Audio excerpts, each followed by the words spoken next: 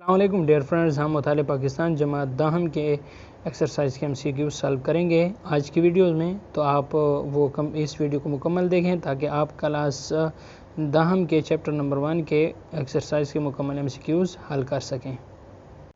یہ ہمارے پاس chapter number 1 ہے، تاریخ پاکستان۔ تو اس کا مشق ہم سٹارٹ کرتے ہیں۔ سوال پاس ہے، ذوالفقار علی بھٹو ملک کے پہلے سویلین مارشل لا ایڈمنسٹریٹر کب بنے؟ تو ہمارے پاس آپشن بی کریکٹ ہے، 20 دسمبر 1971 کو۔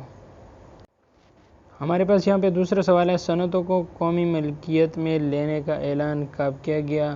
تو یہاں پہ ہمارے پاس جو آپشن جیم ہے وہ ہمارے پاس کریکٹ ہے، 16 جنوری 1972 کو۔ اس کے بعد ہمارے پاس تیسرا سوال ہے، ذوالفقار علی بھٹو کے دور میں مارشل لا کب ختم کیا گیا؟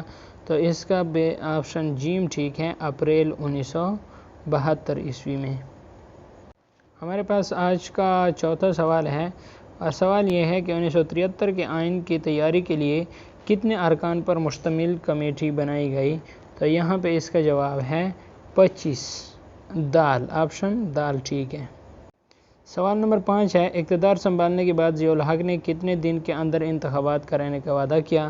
تو اس میں آپ کے پاس آپشن بی ٹھیک ہے، 90 دن کے اندر انتخابات کرانے کا وعدہ کیا ضیاء الحق نے۔ سوال نمبر 6 ہے، جنرل ضیاء الحق نے صدر پاکستان کا عہدہ کب سنبھالا؟ تو یہ آپ کے پاس دال جواب ٹھیک ہے، ستمبر 1978 عیسوی کو۔ آپ کے پاس سوال نمبر 7 ہے، 20 جون 1980 عیسوی کو صدر پاکستان جنرل ضیاء الحق نے کون سا آرڈیننس نافذ کیا؟ تو آپشن جیم ٹھیک ہے، زکوٰۃ و عشر کا۔ 8ویں نمبر کا سوال ہے، 5 نکاتی پروگرام کا اعلان کس وزیر اعظم نے کیا؟ تو اس کا جواب بے ٹھیک ہے، محمد خان جنیجو نے۔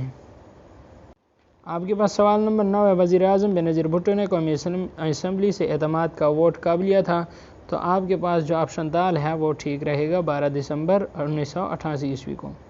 سوال نمبر 10 ہے، پیپلز ورکس پروگرام کا آغاز کس نے کیا؟ تو اس کا آپشن بے ٹھیک ہے، وزیر اعظم بینظیر بھٹو نے کیا۔ آپ کے پاس سوال نمبر 11 ہے، میاں نواز شریف پہلی مرتبہ وزیر اعظم کب نامزد ہوئے؟ تو اس میں آپ کے پاس الف ٹھیک ہے، 6 نومبر 1990 عیسوی کو۔ 12ویں نمبر کا سوال ہے، قومی مالیاتی کمیشن ایوارڈ کا آغاز کس نے کیا؟ تو اس کا بے جواب ٹھیک ہے، نواز شریف نے۔